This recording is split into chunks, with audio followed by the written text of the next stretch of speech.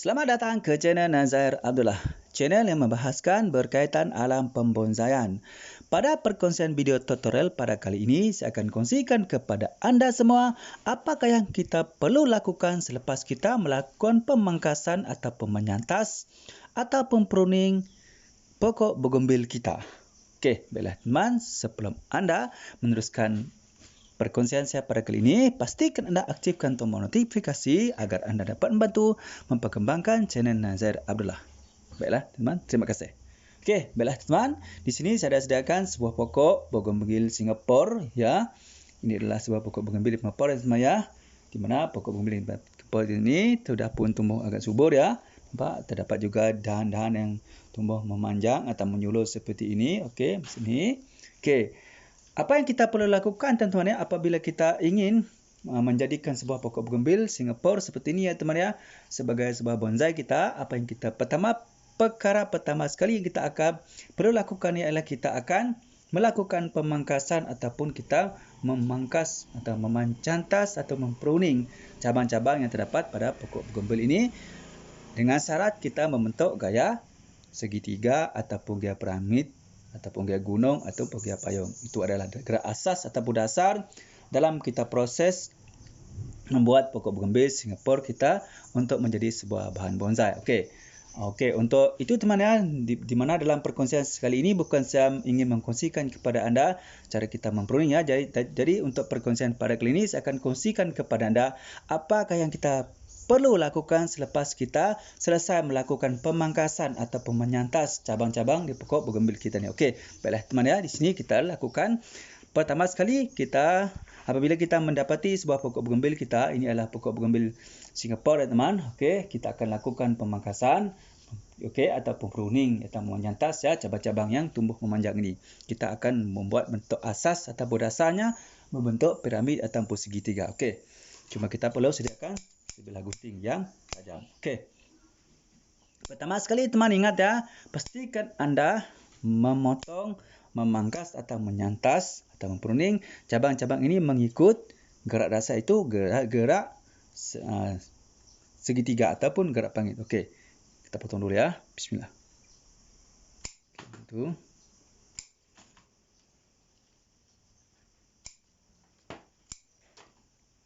Okey, kita potong dulu ya.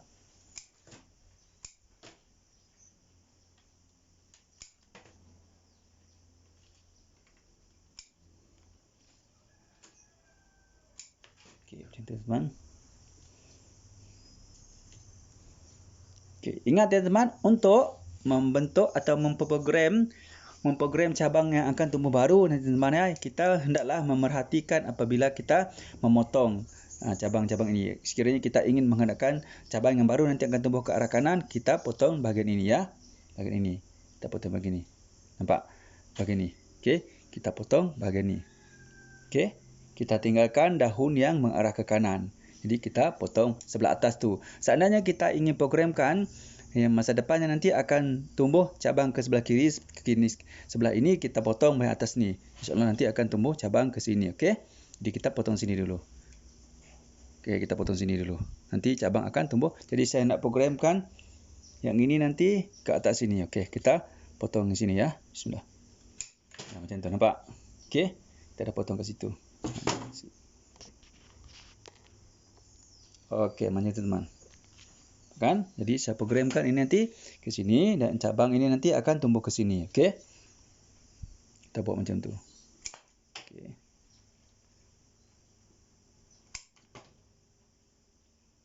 Okey, yang ini kita potong juga. Ini kita tidak mau berlapis, kita potong. Okey. Dalam-dalam kita potong. Macam tu.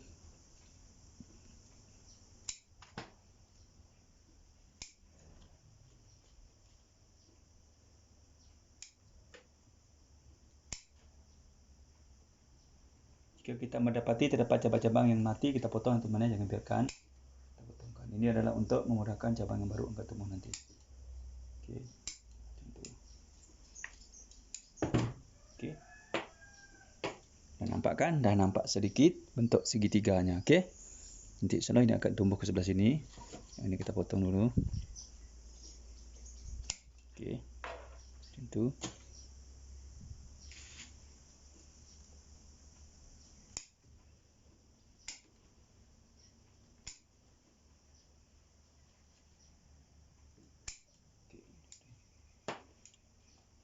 Nampak kan? Ada bentuk segi sedikit ya. Ini kita akan cadangkan jadi mahkota nanti sebelah ini. Ini ada mahkota sebelah kiri dan ini insya-Allah akan jadi mahkota sebelah kanan. Jadi pokok kita nanti akan berdaun seperti ini, okey. Okey, itu yang kita lakukan pertama dulu. Kita lakukan pemangkasan dulu ya. Okey, kemudian teman-teman apa yang kita perlu lakukan di sini adalah ini adalah pentingnya untuk membantu mempercepatkan tumbuh cabang-cabang baru kepada pokok bougainville Singapura yang kita lakukan pemangkasan ataupun penyantasan atau pempruningan tadi teman ya. Kita lakukan seterusnya ialah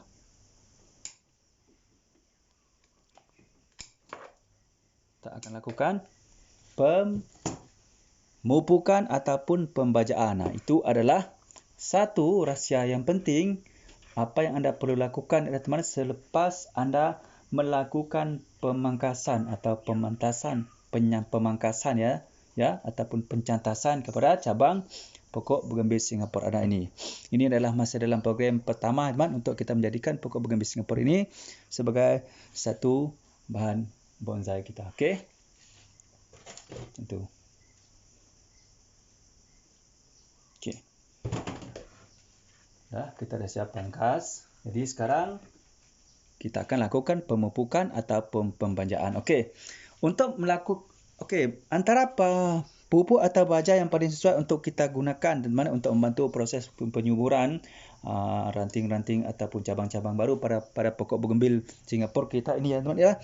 Anda boleh menggunakan pupuk ataupun baja mutiara NPK teman. Ini adalah baja NPK 1616 ya. 16 berwarna biru. Ini sangat sesuai untuk membantu mempercepatkan pertumbuhan tunas-tunas baru kepada pokok bougainville Singapura yang kita selesai lakukan pemangkasan seperti ini. Okey. Bagaimana pula caranya teman? Caranya terdapat beberapa cara teman untuk anda membaja atau memupuk dengan menggunakan pupuk NPK ini. Okey. Yang pertama caranya teman anda boleh dengan cara menggunakan mencampur teman mencampur baja NPK ini dengan menggunakan air. Okey, menggunakan pasu sebesar ini ya teman-teman ya. Anda boleh menggunakan sesudu makan. Okey, sudu ini. Okey, satu sudu ni baja NPK ni dicampur dengan lebih kurang 1 liter air macam itu. Ataupun anda boleh menabur saja. Ini tergantung kepada keadaan cuaca semasa anda melakukan pembajaan atau pemupukan. Sekiranya musim hujan, anda sangat tidak digalakkan melakukan pemupukan dulu ya kerana air hujan nanti akan membuat pupuk atau pembaja yang anda gunakan untuk membaja tadi terus mengalir keluar. Jadi tidak sempat untuk diserap oleh akar pokok bougainville Singapura anda. Jadi apabila musim hujan, anda boleh membaja. Syaratnya anda kena pindahkan ataupun letakkan pasu ini ya pokok bougainville Singapura anda ini dan selesai anda lakukan pemangkasan di tempat yang tidak terkena hujan. Namun mesti mendapat sinaran matahari. Itu yang penting. Okey. Jadi untuk perkongsian kali ini teman saya akan kongsikan kepada anda dengan cara kita menabur saja. Kita tabur saja teman. Kita tabur saja. Kita ambil satu sudu macam ni ya. Sini teman. Okey, kita ambil satu sudu tiba tu kita tabur saja ke keliling ya. Bismillah. Ingat teman jangan terlalu hampir ke pangkalnya ya. Kita buat macam tu. Kita letak ke tepi itu ya. Okey, macam tu. Cukup. Dah. Itu caranya kita membaja menggunakan baja NPK 1616 ini. Okey, merupakan satu jenis baja yang sangat sesuai untuk kita jadikan sebagai bahan untuk membantu mempercepatkan kesuburan tunas-tunas baru nanti pada pokok bougainville Singapura yang kita baru saja lakukan pemangkasan. Okey. Ini adalah untuk program menyubur teman, menyubur dan menambah merimbun dan membanyakkan cabang-cabang pada pokok bougainville Singapura kita ini ya. Okey, ingat teman ini adalah program merimbun dan menyubur ranting-ranting ataupun cabang-cabang baru yang akan tumbuh pada pokok bunga bougainville Singapura kita ini. Ini berlainan teman-teman, berlainan dalam program apabila kita ingin merimbunkan bunga, itu berlainan. Okey, untuk merimbunkan bunga kita mempunyai cara yang tersendiri, cara lain kan. Jadi cara itu berbeza, tidak sama dengan cara kita apabila kita ingin memprogramkan pokok bougainville Singapura kita ini hanya tumbuh subur, rimbun ya, rimbun daunnya, banyak cabang dan banyak rantingnya. Insya-Allah akan keluar rimbun daunnya nanti dan insya-Allah kita akan lakukan proses yang seterusnya, itu proses untuk merimbunkan bunga pula ya. Itu dengan cara yang lain lagi nanti. InsyaAllah saya akan kongsikan kepada teman-teman ya.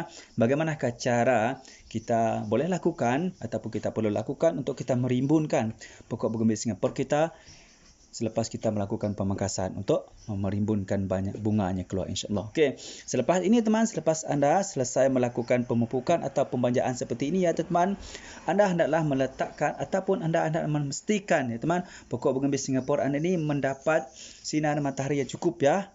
Ingat tu, sinaran matahari yang cukup itu sangat penting. Okey, itu perkara yang pertama anda perlu perhatikan. Lepas tu perkara yang kedua teman yang anda perlu pastikan di sini ialah pastikan anda meletak pokok bougainville ini tadi di tempat yang lapang agar dia itu yang pertama kan. Yang kedua ialah penyiraman teman, penyiraman. Okey, pastikan anda melakukan penyiraman yang betul ya, yang sesuai, iaitu dengan melakukan penyiraman sekali sehari.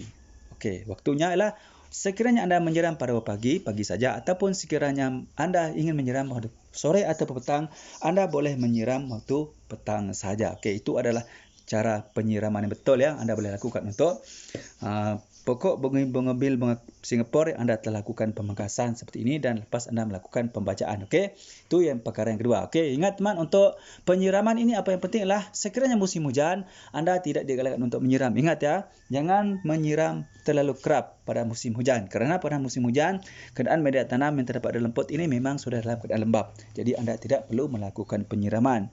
Sekiranya anda melakukan penyiraman, ini boleh menyebabkan media tanam di dalam pot anda ini ataupun di dalam pasu ini teman-teman menjadi terlalu basah, dan ini boleh menyebabkan akar pokok bougainville Singapura anda ini akan membusuk dan kemudian ia akan menjadi buruk dan akhirnya pokok bougainville Singapura anda ini akan mati. Itu adalah mengapa anda tidak perlu menyiram pokok bougainville anda ini semasa waktu hujan ataupun musim hujan. Okey, untuk musim panas anda digalakkan menyiram 1 kali sehari, iaitu pada waktu petang saja. Kenapa waktu petang teman? Okey, waktu petang waktu yang paling sesuai untuk anda melakukan penyiraman kepada pokok bougainville Muakkatash Singapura anda ini ialah kerana cuaca ataupun musim keadaan ya pada waktu petang itu ada sejuk ya, sejuk. Jadi air itu sempat menyerap ke akar pokok bougainville anda, sempat menyerap. Okey, jadi ini adalah sangat sesuai dan untuk mengurangkan stres juga.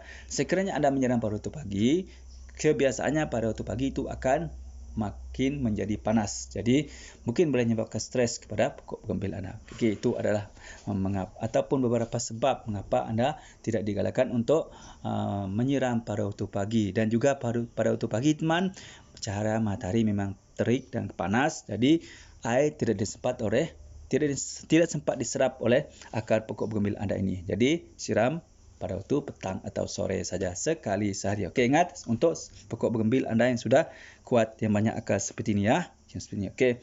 Lepas tu teman, yang perkara ketiga yang anda perlu pastikan ialah pastikan pokok bougainville anda ini tidak diganggu oleh haiwan peliharaan anda seperti kucing ataupun ayam, kerana hewan-hewan ini boleh menyebabkan cabang-cabang anda seperti ini boleh patah teman ya, boleh patah. Jadi itu sangat tidak sesuai. Okey, ini akan nanti membantukan proses anda memprogram pokok bougainville Singapura anda ini mempunyai cabang ataupun ranting yang lebih banyak. Okey, jadi itu adalah beberapa perkara yang anda perlu perhatikan teman untuk anda memastikan pokok bougainville Singapura yang anda lepas lakukan pemangkasan atau pruning ini teman, agar cepat tumbuh tunas barunya dan agar cepat rimbun dan banyak ranting serta cabangnya. Itu adalah perkara-perkara yang anda perlu ketahui teman ya, apabila anda selesai melakukan pemangkasan ataupun pruningan ataupun menyantas cabang daripada pokok bougainville Singapura anda. Okey, baiklah teman-teman ya, saya rasa cukup sampai setengah ini dulu untuk perkongsian saya pada kali ini ya teman-teman. Mudah-mudahan bermanfaat untuk anda ya, terutamanya anda yang masih tidak mengetahui apakah yang seharusnya anda lakukan selepas anda melakukan pemangkasan ya, ataupun pruningan pada cabang pokok bougainville anda ini. Seperti itu ya. Jadi ini adalah cara ataupun hal yang anda perlu lakukan setelah anda selesai melakukan pruningan ataupun pemangkasan pokok Bougainville Singapura. Okey, baiklah teman-teman, sekiranya anda merasakan perkongsian saya pada kali ini bermanfaat untuk anda ya teman-teman, silakan anda klik subscribe, tombol loceng, like, share dan komen ya, kerana itu semua adalah sangat gratis dan mudah, dan mudah-mudahan ia dapat memberi manfaat kepada semua. Okey, bagi teman-teman tu ya teman-teman yang masih lagi belum subscribe itu, silalah subscribe ya teman-teman, kerana subscribe itu sangat gratis, gampang dan mudah sekali ya. Berikan komen banyak-banyak teman ya, kerana dengan komen yang anda berikan, ia sangat memberi semangat untuk saya terus berkongsi dan berkongsi kepada anda, terutamanya berkaitan dalam pembonsaian. Okey, ingat teman-teman, pokok Bougainville Singapura ini juga merupakan salah satu jenis pokok bunga yang sangat sesuai untuk kita jadikan sebagai sebuah bahan bonsai. Okey, baiklah teman-teman, sudah cukup sampai setakat ini dulu ya untuk perkongsian saya daripada kali ini, iaitu apakah perkara yang kita harus lakukan selepas kita selesai melakukan pemangkasan kepada pokok Bougainville Singapura kita. Okey, seperti biasa teman, sebelum saya mengakhiri perkongsian saya pada kali ini, marilah kita sama-sama berselawat kepada kekasih kita Nabi Muhammad SAW. Mudah-mudahan kita mendapat syafaatnya dari dunia sampai akhirat. Jom kita sama berselawat. Bismillahirrahmanirrahim. Allahumma salli ala sayyidina Muhammad wa ala alihi wa sahbihi wa barik wa salim. Baiklah teman, cukup sampai setakat ini dulu untuk perkongsian saya pada kali ini. Mudah bermanfaat ya. Salam satu bi, salam bonsai. Assalamualaikum. Bye bye.